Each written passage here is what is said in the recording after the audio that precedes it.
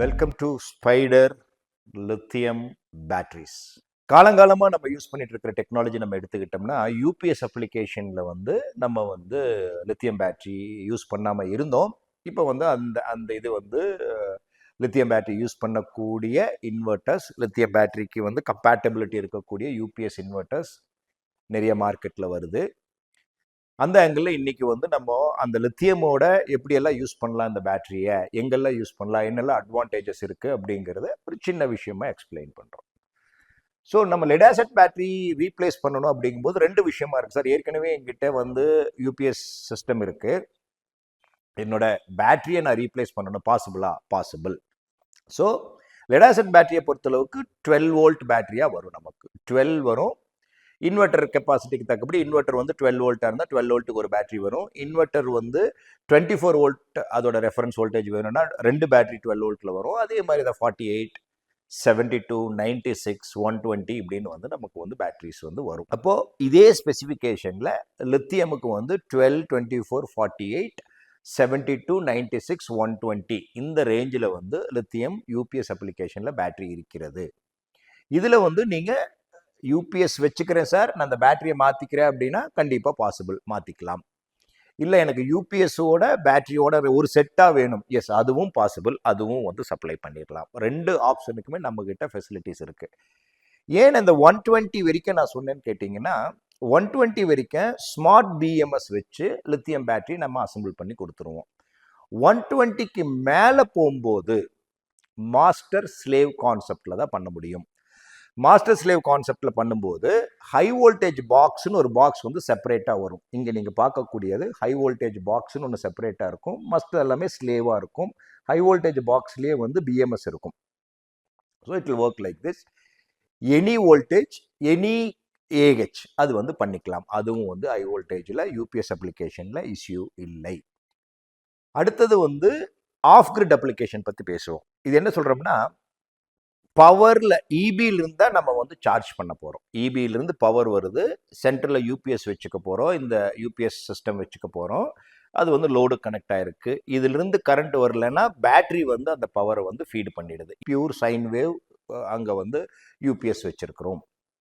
இந்த இடத்துல இன்னொரு அப்ளிகேஷனில் வர்றது இன்ஸ்டெட் ஆஃப் திஸ் கிரிட் பவரில் சார்ஜ் பண்ணுறதுக்கு பதிலாக we are charging through solar போட்டு அதில் சார்ஜ் கண்ட்ரோலர் வச்சு நம்ம எடுக்கிறது ஒரு டெக்னாலஜி இருக்குது, ஆஃப் கிரிட்னு நம்ம சொல்லுவோம். அந்த ஆஃப் கிரிட்ல நம்ம பண்ணிட்டு நம்ம சார்ஜ் பண்ணும் பொழுது அந்த அப்ளிகேஷன்லையும் அதுக்கு இன்வெர்ட்டர்ஸ் இந்த யூபிஎஸ் மேனுஃபேக்சரர்ஸே அந்த இன்வெர்ட்டர்ஸ் வச்சுருக்காங்க, இல்லை ஆஃப் கிரிட் இன்வெர்ட்டர்ஸ்னே மாடல் அவைலபிள் இருக்கிறது.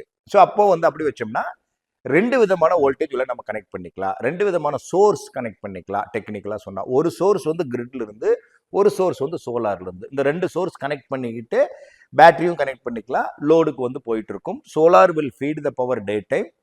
சோலார் இல்லைங்கிற பட்சத்தில் பேட்டரி ஃபீட் ஆகும். பேட்டரியும் இல்லைங்கிற பட்சத்தில் ஆட்டோமேட்டிக்லி கிரிட் வில் கம்பென்சேட். இந்த ஆப்ஷன்லையும் நம்மளால பண்ண முடியும். அதுக்கும் ஆப்ஷன்ஸ் இருக்கிறது. அது போகும்போது most of the off grid inverters communication protocol கேட்பாங்க. அந்த கம்யூனிகேஷன் ப்ரோட்டோகால் எதர் RS485 இருக்கலாம், இல்லை கேன் கம்யூனிகேஷன் இருக்கலாம். அதுக்குண்டானபடி the same thing we have low voltage, high voltage battery packs இருக்குது. வித் கம்யூனிகேஷன் ப்ரோட்டோகாலோட நம்ம அது பண்ணி கொடுத்துட்றோம். அடுத்த டெக்னாலஜி இட் இஸ் கால்டு ஹைப்ரிட்னு சொல்லுவோம். எக்ஸ்போர்ட் பண்ணிக்கலாம். ஜென்ரேஷன் பண்ணுறோம், யூஸ் பண்ணுறோம், எக்ஸஸை ஸ்டோர் பண்ணுறோம், ஸ்டில் எக்ஸஸை எக்ஸ்போர்ட் பண்ணுறோம். This is called hybrid solution. இந்த மாதிரி அப்ளிகேஷன்லையும் இந்த பேட்டரிஸ் கம்யூனிகேஷன் ப்ரோட்டோகால்ஸ் இருக்குது. இதில் எங்ககிட்ட பிஎம்எஸ் இல்லாமல் நம்ம கொடுக்கறது இல்லை. ஆக்டிவ் பேலன்சர் இருக்குது, பேசிவ் பேலன்சர் இருக்குது.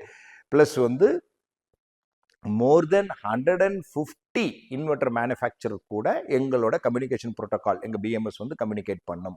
ஸோ அதனால் இந்த பேட்டரிஸை பொறுத்தளவுக்கு நாங்கள் ரெண்டு விதமான ப்ராடக்ட் கஸ்டமருக்கு கொடுக்குறோம். ஒன்று 10 இயர்ஸ் வாரண்டி. இது ஒன்றுமே டிஃப்ரென்ஸ் ஒன்றுமே கிடையாதுங்க.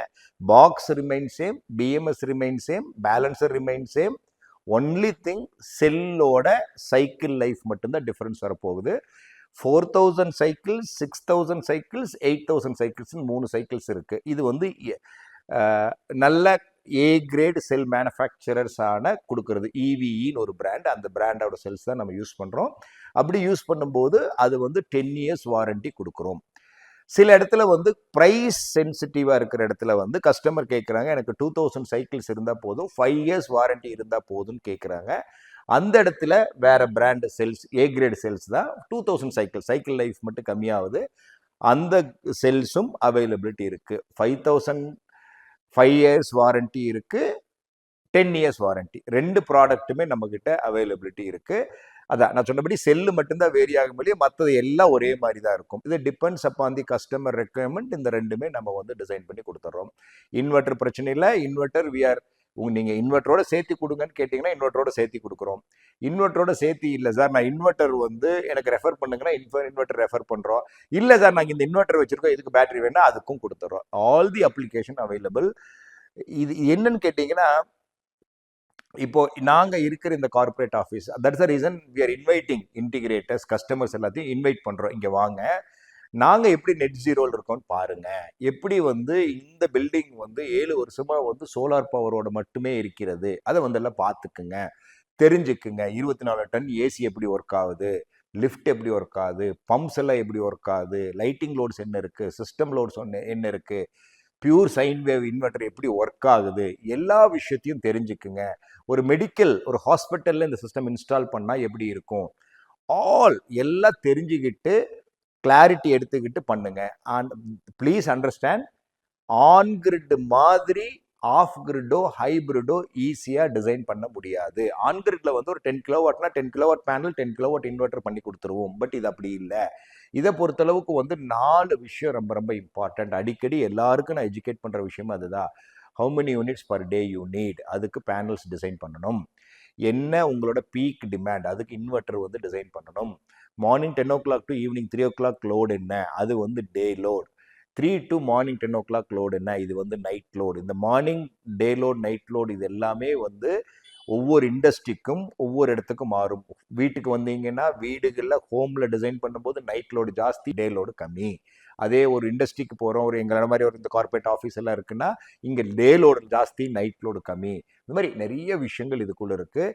இதை புரிஞ்சுக்கிட்டு ப்ராப்பராக டிசைன் பண்ணி இன்டிகிரேட்டர்ஸ், முக்கியமாக இன்டிகிரேட்டர்ஸ் இஸ் வெரி வெரி இம்பார்ட்டன்ட். என்னன்னு கேட்டிங்கன்னா, நம்ம எல்லாம் சேர்ந்து ஒரு க்ரீனர் இந்தியாவை உருவாக்கணும். ஏன்னா பிகாஸ் 365 நாளும் சன்லைட் இருக்கிற நம்ம ஊரில் நம்ம ஏன் வந்து ஃபாசில் ஃபுவர்ஸை நம்பி போகணும், ஐசி என்ஜின்ஸை வச்சு ஆப்ரேட் பண்ணிட்டு இருக்கணும், கார்பன் மோனாக்சைடு எமிட் பண்ணணும். நம்மளோட ஓன் பவர் நம்மளோட ஜென்ரேட் பண்ண முடியுது. நம்மளோட ஆப்ரேஷனல் எக்ஸ்பென்ஸும் கம்மியாயிடும். ஒரு ஃபேக்ட்ரியாக இருக்கிறீங்க, ஒரு எதுவாக இருந்தாலும், ஒரு ஹோட்டலாக இருக்கட்டும், எதுவாக இருந்தாலும் நம்மளோட ஆப்ரேஷனல் எக்ஸ்பென்ஸ் வந்து கம்மியாயிடும். ஸோ ஃபினான்ஷியலாக நமக்கு பெனிஃபிட்டாக இருக்குது. சேம் டைம் வந்து என்விரான்மெண்டல் ஃப்ரெண்ட்லியாகவும் இருக்கும். ஸோ இந்த மாதிரி டிசைன் பண்ணி நல்ல ப்ராடக்ட்ஸை யூஸ் பண்ணி குவாலிட்டியான லைஃபை அடுத்த ஜென்ரேஷனுக்கு கொடுக்கணும். Thank you my dear friends.